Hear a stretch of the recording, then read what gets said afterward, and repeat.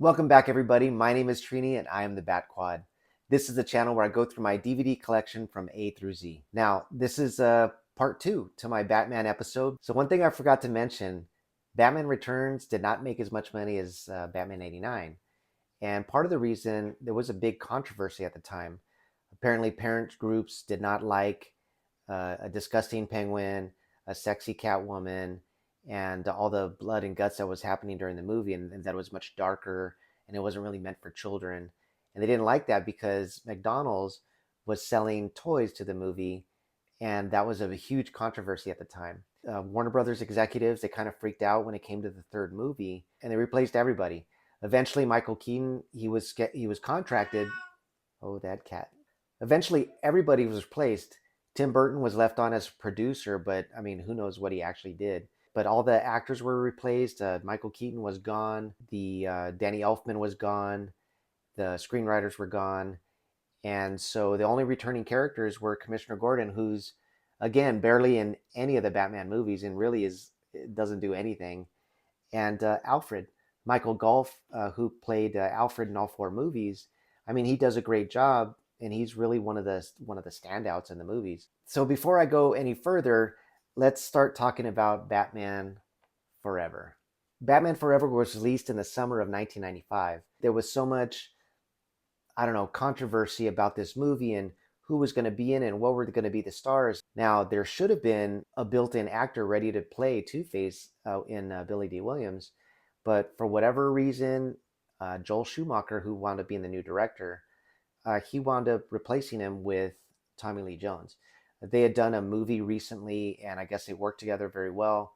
So Tommy Lee Jones was now our Two-Face. And there was also a big thing where originally they were going to hire Robin Williams to play the Riddler. Now, they had said that Robin Williams was going to be the Joker and that there was some sort of deals made behind the scenes where they offered the part to Robin Williams to play the Joker, really just to get Jack Nicholson to play the Joker.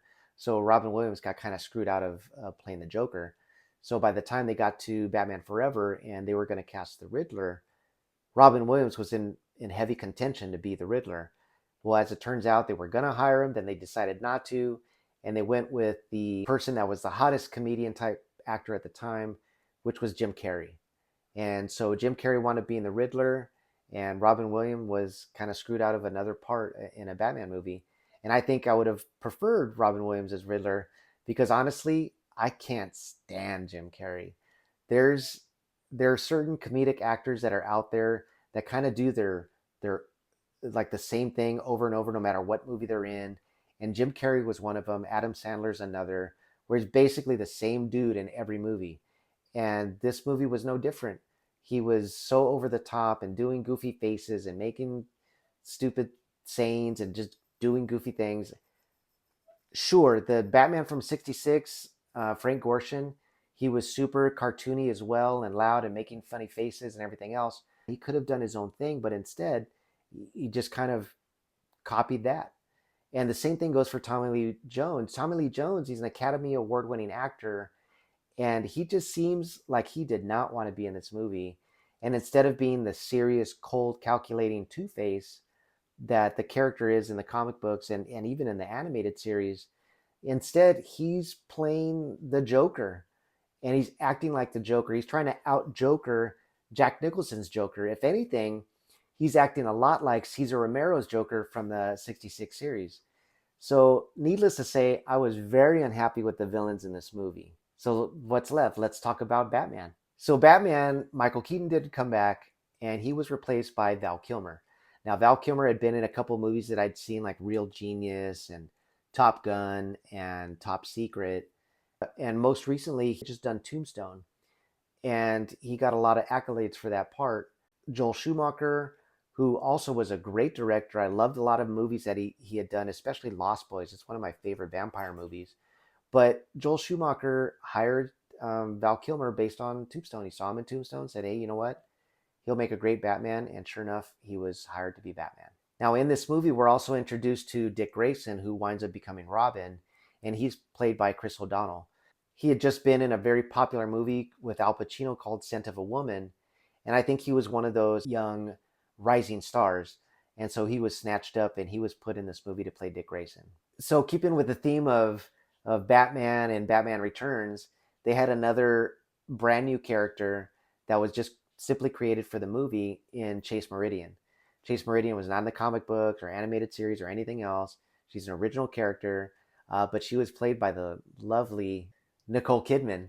Now, you know how I feel if you've seen any of my videos. You know how I feel about my redheads, and she's just another sexy redhead of mine that I think at that point she was at the top of her game. She had been in a couple movies that really put her out there, and she was just one of those it girls. And as Chase Meridian, as an original character, I mean, I think she's pretty good considering the movie that she's in. I'll talk about that in a second. But considering the movie that she's in and the character that she's playing, I mean, I thought she did pretty good.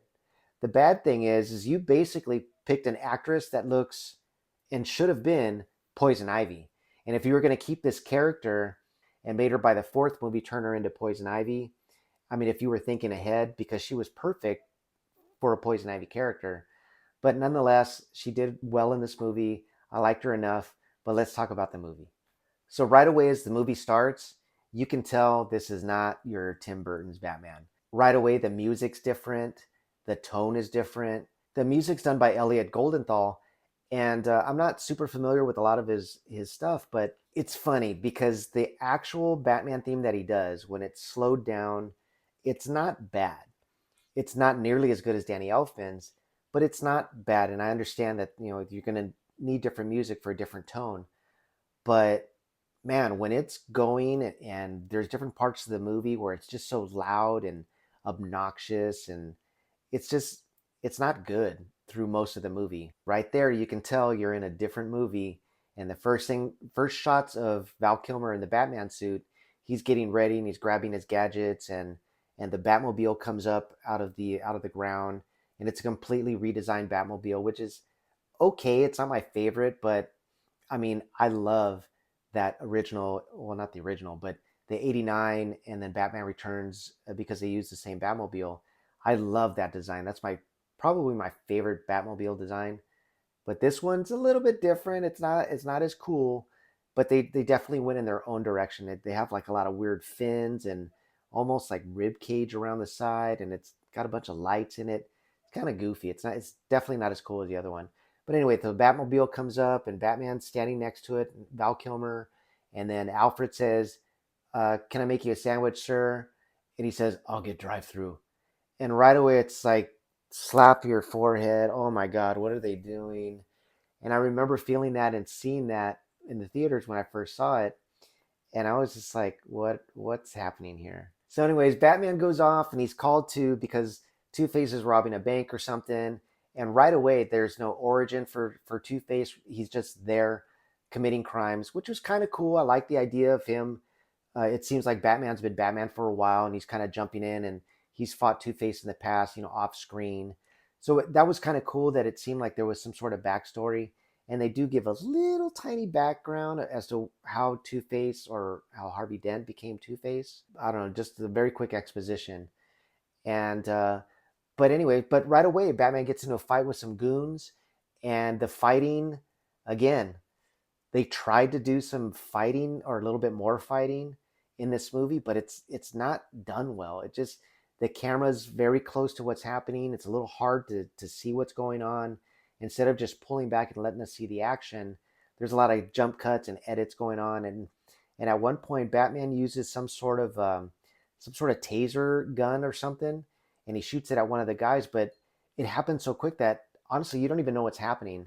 And the only reason why I know what it is because I've seen this movie so many times, I've slowed it down to see what he's doing, that it's just not good directing. Basically, the plot of the movie is the Riddler. He's jealous of Bruce Wayne in his civilian form as Edward Nygma. He's jealous of him. He comes up with this invention where you're able to, when you put it to your forehead, you're able to suck the thoughts and out of somebody's mind, and in turn it makes you smarter, and you're able to get, I don't know, social security numbers and credit card numbers and lies or secrets or whatever. You're able to extract that from the person that you're connected to, and he uses that to get money and have it's so stupid. And he uses that along with Two-Face to while Two-Face is robbing places and getting money and diamonds and whatever jewelry to build capital so that they can have a rival company to Bruce Wayne. And he called it Enigma Tech instead of like Wayne Tech or Wayne Industries. And he does this all out of jealousy. And basically, they figure out who Batman is. And look, it's hard for me to explain because the movie's stupid. The story's dumb. I don't like it. It's so I guess in a way it's very comic book like, but putting it to screen, it's really silly. And a lot of this is because I think it was because of the backlash of Batman Returns that they wanted to return it to more kid friendly.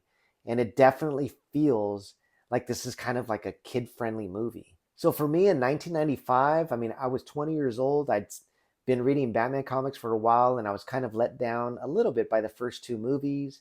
And I was thinking, okay, it's a clean slate, new director, Joel Schumacher. I had faith in him because he had done some really serious and dramatic movies. Val Kilmer was a great actor.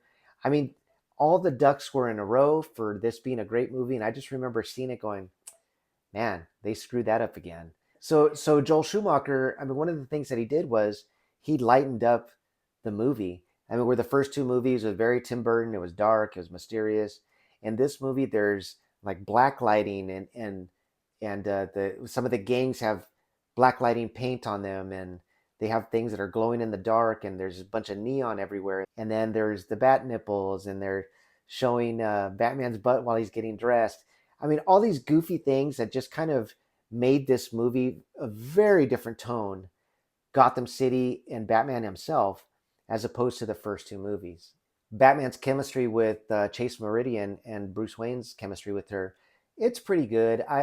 She comes off as like she's this very smart doctor and therapist or psychologist. I forget which one she is, and she's like that with Bruce Wayne. But when she's around Batman, she acts like a schoolgirl. She's like so excited to be around him, can't get enough of him. And it was funny that when eventually she realizes that when she's in love with Bruce Wayne and not Batman, and she comes to that realization, there's this really cool scene where she invites him to her apartment, and Batman comes in, and it's kind of in slow mo, and the music's actually pretty good here. So he's almost like Dracula coming on the balcony, and he's opening up the windows, and she's laying in bed, and they come up and they start talking. I mean, it's a really cool scene, but then that's when she realizes that she loves Bruce Wayne and not Batman. And so when he walks away and he looks and Bruce is in camera or Batman's face is in camera, and then he does this goofy smile, and it was like a dramatic scene, but then it's just cut by this silliness. And then he jumps down, he gets into his car, and he's like talks to him, so he goes, "Women." Thought that was pretty funny, but I mean, I could have done without the smile. Anyways, I don't know. There were so many things about this movie that were just off and made and played for jokes, and it just, I don't know. It just rubbed me the wrong way when I saw it then, and even now it's hard to watch. One of the best things I liked about this movie was the introduction of Dick Grayson. I mean, it's pretty faithful to the comic books. I mean, Two-Face is involved in the movie, and you kind of had to get him involved. That way, Robin has somebody to fight at the end. But in the comic books, it's very similar with his family falling from the trapeze because some gangster cut the wires. But in the movie, it's Two-Face. He winds up shooting at the trapeze artist, and that's how his family falls and dies. They did add a brother in this movie. I don't know why they did that, but anyway, that's where Dick Grayson becomes an orphan, and Batman sees it and he feels bad and he takes him in. The bad thing is Chris O'Donnell. I think he was in his mid-20s when he was cast as this, and I'm not sure what age he's supposed to be in the movie. But I think they could have picked somebody a little bit younger who actually looked, I don't know, like a teenager, maybe like 15 or 14 or something, because he just looks way too old. So when they take him in and he rides in his motorcycle and everything else, I mean, the dude looks like he's in his 20s. So it's a little bit hard to believe that he needs to be taken care of, needs to be adopted. It's kind of hard to believe, but otherwise, I think he did pretty good as Dick Grayson. And then later on, when he's in the Robin costume, I mean, it looks great. So the Robin costume they used is the one that was redesigned and re-released a couple years ago through the comic books. The one that they were considering for Batman Returns. they actually used for this movie. They tweaked it a little bit for the movie, but it looks really good next to the Bat costume. So I know there's a lot of deleted scenes, and Joel Schumacher wanted to make the movie a little bit darker, and most of those scenes got taken out just to make this more lighthearted and silly. And I would love to see the Schumacher cut, but I don't know if it's out there. I have seen clips, I've seen other videos where people have talked about it, and I know it's out there, but honestly, even if you added those things in there but kept everything else, the movie's still pretty silly. So by the time you get to the end where Batman's coming to save Dick Grayson and Chase Meridian, and there's like this death trap, you really feel like you're in the Batman of the 60s. I mean, they're telling jokes, they're in this elaborate headquarters, and there's like a death trap and all this other stuff. I mean, it really loses you, or lost me, by the end of the movie, because at that point it becomes so cartoony that it's hard to believe that any of this is real, and it's just kind of a joke at this point. I mean, Riddler, he keeps changing his outfits, and one of them's glowing, and I don't know, it's just really silly by the end of the movie. So ultimately, Batman, he causes the death of Two-Face. And I forgot to mention in my Batman Returns review, Batman, he actually killed a couple people in that one too. He kills, or he torches, and I'm sure the dude dies, the flamethrower. He puts a bomb on him and he blows up. And then at the end, he kind of causes the death of the Penguin. But in this movie, uh, Batman, he winds up throwing coins up, confusing Two-Face, and he falls to his death. So he may not have killed him outright, but through his actions, he died and he did nothing to save him. So, I mean, like I said, for all you Snyder haters, Snyder's Batman did kill some people, but not to say that he didn't kill anybody in Batman 89, Batman Returns, or even in this movie. So in this movie, Riddler actually survived. So I don't know if they were going to save him for another movie or not, but he, because of his brain thing, it blows up and it sends extra brain juice into him, and it kind of makes him a little bit deformed, and he goes a little crazy because of it, and they send him to Arkham Asylum. So this is the first time that one of the villains of the movie actually survives and gets put away. Now he never pops up in any other movie, so who knows what happens to him, but at least they were maybe thinking that they might use him again in another movie. Overall, when it comes to Batman Forever, they were trying to course correct from Batman Returns, from the Tim Burton Batman movies, and I think they overcorrected. And there were some good things about it. I think the costuming was pretty good. Um, Even though I'm not a super fan of the Batmobile, but at least they tried something different. They even threw in a bat boat and another redesigned Batwing, which I preferred the original. But this one, they make them very spiky, and I'm sure it probably looked good in the concept art, and probably in a comic book looked great. But on film, it just, I don't know. It's just not my favorite. I like the originals better. So when it comes to the story and the script and the directing and the way the style they went with Gotham City, the music, I mean, there are a lot of negative things about this movie that makes it hard to watch nowadays. It was not my favorite then either, but I did like some of the things. I did like the introduction of Robin. I did like Chase Meridian. I think that even though she wasn't Pamela Isley, if she had continued into the next movie, they could have made her turn into Poison Ivy, even though it's a different character or whatever. I mean, there were just some missed opportunities that they had with some of the characters in this movie. And honestly, Val Kilmer, I know he can be a great actor.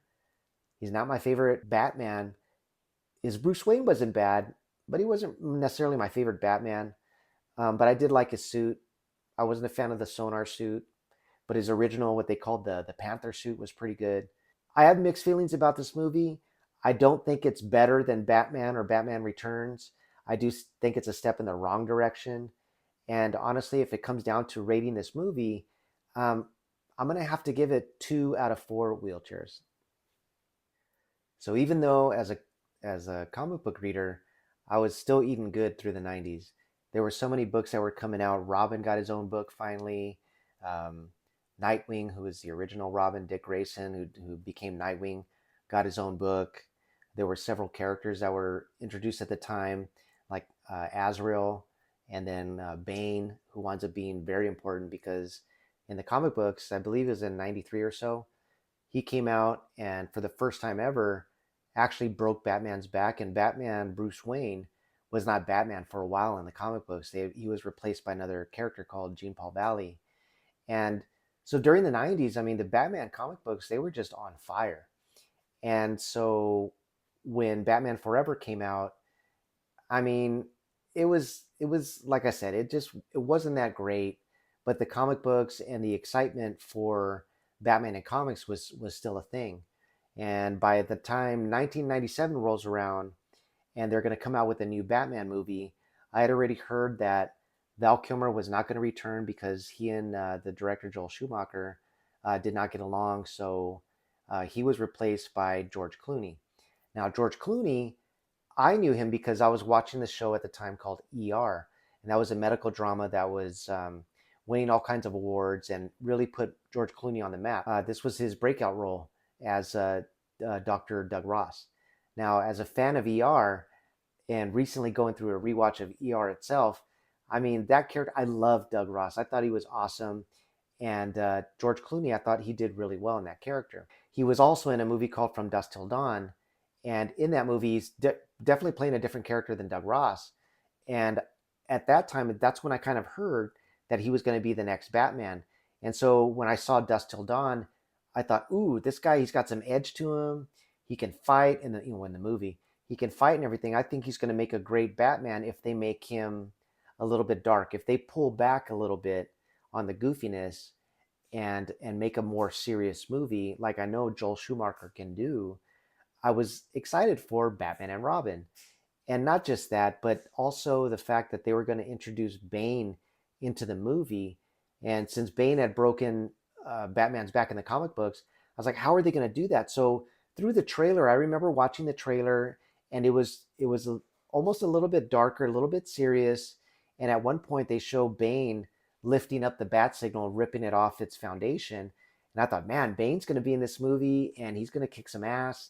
And somehow they're going to sprinkle in Mr. Freeze and Poison Ivy. I mean, I just thought that this movie was just going to be better. And then it came out and I watched it. So I remember going to the movie, and this is kind of a funny story. I was with my girlfriend at the time, Maribel, and halfway through the movie, the something went wrong with the projector, and the projector went haywire, and all of a sudden the lights came up, and not like I was enjoying it anyways, but halfway through the movie they're like, okay, well, it's not working. We're going to have to give you guys refunds to come back and watch the movie at another time.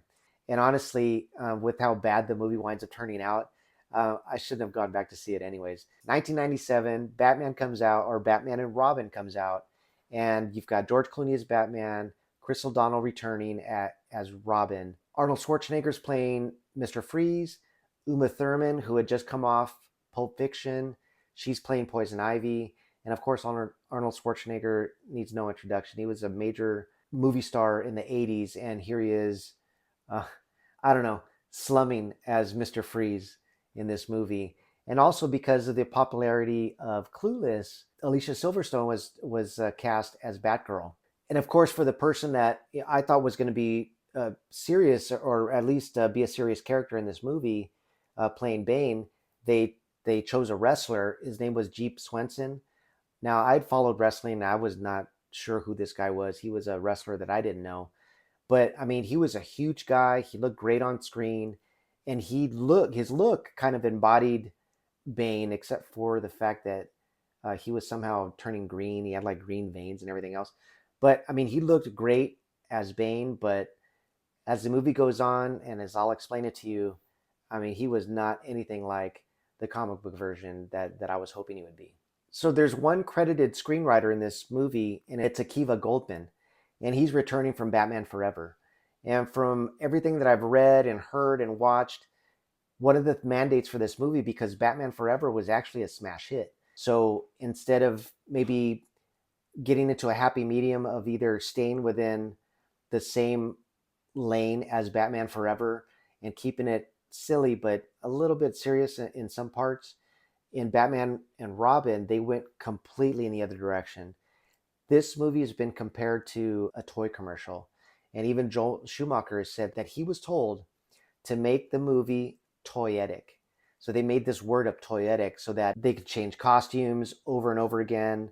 They change vehicles throughout the movie. And there's all these things that they could make toys out of and sell. So this movie wasn't concerned with being a good movie. They just wanted to sell toys to children. And when you watch this movie, it shows. So the writing in this movie and the dialogue, atrocious. It's terrible. The dialogue is just, it's awful. And the story, like it was kind of hard to explain the story to Batman Forever. I mean, this one's just as hard to explain. Basically, you have Poison Ivy and Mr. Freeze teaming up because Mr. Freeze wants to freeze all of Gotham City so that he can have money to bring his wife back from this disease. And then Poison Ivy, who, I mean, she's saying that she wants Mother Earth to live and she loves her plants and everything. But won't the cold from Mr. Freeze kill the plants? Why is she teaming up with him? I have no idea. It doesn't make sense when you think about it. And and basically Batman and Robin have to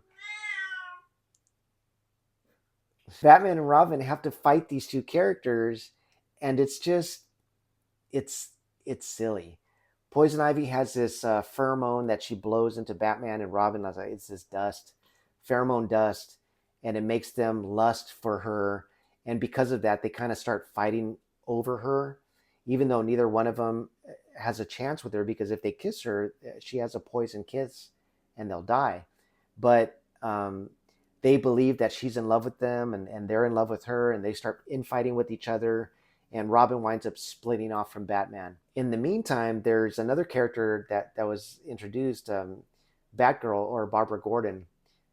Well, actually, in this movie, she's not even Barbara Gordon. She plays a different character, Barbara. I don't remember. Who cares about Commissioner Gordon? He's been in, this is his fourth movie. He does nothing in it again. But in this movie, he winds up being Alfred's niece. And so in story, she's trying to make money by doing, she starts entering races, motorcycle races, and she's trying to raise money to buy out Alfred so that Alfred's not butler to Bruce Wayne anymore or something. I don't know. It's like I said, it's stupid. So that's what she's trying to do. And Dick Grayson, he's trying to figure out where is Barbara going off to at night. So he winds up getting into one of the races. They kind of save each other's lives. And then eventually, because Alfred wants it to happen, he makes a suit for her and she becomes Batgirl. It's so goofy. It doesn't make any sense. And honestly, her Batgirl outfit, it's not bad, but Alicia Silverstone, apparently she didn't like the way the cowl fit on her, so she refused to wear it. So when you watch the movie, there's one scene where she's on a bat motorcycle and she's wearing the helmet or the cowl at that point. But as soon as she stops riding it, she takes it off and she doesn't wear it the rest of the movie. I mean, come on, you're in a Batman movie and you're refusing to wear the Batman cowl. I mean, that doesn't make any sense to me. I don't know. Again, stupid. Elliot Goldenthal comes back and he's doing the music again, and it's just as bad as it was in the first movie. Arnold Schwarzenegger as Mr. Freeze, he looks great. I mean, that's a great visual Mr. Freeze. I think he looks amazing in it. But man, every time he opens his mouth, it's a pun. It's some sort of ice pun. The Iceman cometh. What killed the dinosaurs? The Ice Age. He says all these stupid things every time he opens his mouth. It's so hard to watch this movie. And to be honest, when I saw it in the movie theater, I was sinking in my seat. I'm like, oh, this is terrible. And I've seen it a couple times throughout the years, and it's so hard to watch that on this last review before I did this video, I didn't even watch the movie all the way through. I got to the point where Batgirl becomes Batgirl and saves Batman and Robin from Poison Ivy, and I just shut it off. I couldn't watch the last part where he actually activates the freeze gun and freezes Gotham, and then they do some satellite thing where the sun reflects off the satellites, and then it defrosts everybody. I couldn't watch it. I know with the scene, but honestly, I couldn't bring myself to watch it. It's just that bad. Uma Thurman, she looks good as Poison Ivy in a couple outfits, but then she does a couple other costume changes, and then she no longer looks like Poison Ivy anymore. She's in like this pink outfit or something, or red outfit. She's just gone so far away from the Poison Ivy costume that I just didn't like it anymore. And then the fact that one of her plants turns on her for some reason, and that's how she gets captured. This movie, it's so frustrating to watch. And never mind bringing up Bane. Bane, who in the comic books, he's this calculating guy. He figures out who Bruce Wayne is. He enacts this plan where he's going to make him weak and then attack him at his weakest, and he winds up breaking his back. Forget all that in this movie. All he is he's a guy who just kind of grunts, and he's basically Poison Ivy's pet, and just follows him or follows her around everywhere they go. And she'll say something like, Bane, open door, door open. It's so dumb, because the difference between the comic book Bane, which is amazing, and this first movie Bane, I mean, it's like night and day. And I feel sorry for the actor, because even though he looked the part, maybe he could have done something with that material, I guess, just being Bane. But I mean, they shouldn't have had him in the movie to begin with. There was no need for him. And really, he fights Batman once, and then at the end, it's not even Batman who takes him out. It's both Robin and Batgirl. They cut the tube that makes him powered, super powered, and he shrinks back into this skinny little guy. And it's like, why did they even bring Bane into this movie? It's so sad. I could go on and on about this movie. I mean, I didn't like the Batmobile. I didn't like the ice Batmobiles or whatever it is that they used at the end of the movie. The extra costumes that they changed into at the end, the ice, anti-ice bat costumes, I guess. I don't know what they were, but they were blue and white. And even though Batgirl had just shown up in her regular Batman costume, 5 minutes later, she's in a new ice costume. It, uh, it's frustrating talking about this movie because it's so fucking stupid. Anyway, so when it comes to rating this movie, I mean, there's not much else to say. There's hardly anything about this movie that I like. Even the Robin costume that they had in Batman Forever, they changed it for this one. Basically gave Robin a Nightwing costume, but instead of having it blue, they put it red, so that red's his primary color. I don't know. I did like the Batman costume. I thought George Clooney, with his voice and his physique and the way he looked in the costume, I thought he had really good potential to be a great Batman. But man, the story and the dialogue that they give him, and unfortunately, George Clooney was at this point in his career where he had this thing where he hunched over a lot when he was talking, and he would bounce his head a lot for some reason whenever he was talking to another character. He started doing that in ER too, but he did that a lot in this movie. And it just, once I notice it, it's hard not to notice. George Clooney, my man, I know that throughout the years you've apologized for this movie. I think you would have been great. And dude, when you came back in the Flash movie at the end, I mean, you looked like you would have been a great older Bruce Wayne too, which would be awesome. But dude, this movie did you dirty, man. And when it comes to rating Batman and Robin, it's, I mean, obviously I've hardly said anything good about it, so it should be no surprise that for a wheelchair score, I'm going to give it a 1 out of 4 wheelchairs. I mean, that's the lowest I can give it, or could I give it a half? What if I just give it a half? You know what? The more I think about it, the more I just hate this movie, and I don't want to give anything a 0 score, because there were some things that I did like about this movie, but I have to dig real deep to find it. I'm going to change my score. I'm going to give it a half out of 4 wheelchairs. So that's it for this episode. I'm going to try and keep this to 4 parts. I've got so much Batman information and things I want to talk about. He is my favorite character. My goal is to make this in 4 parts. I mean, I may stretch it out to 5. I don't know. But that's the end of this episode. And I hope you liked it. And if you did, give me a thumbs up. Hit that bell notification for new episodes coming out.